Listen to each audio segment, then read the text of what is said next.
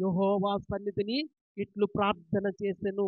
యెహోవా కెరూబుల మధ్యను నివసించుచున్న ఇశ్రాయేలీయుల దేవా, భూమి ఆకాశములను కలుగు చేసిన అద్వితీయ దేవా, నీవు లోకమందున్న సకల రాజ్యములకు దేవుడువై ఉన్నావు.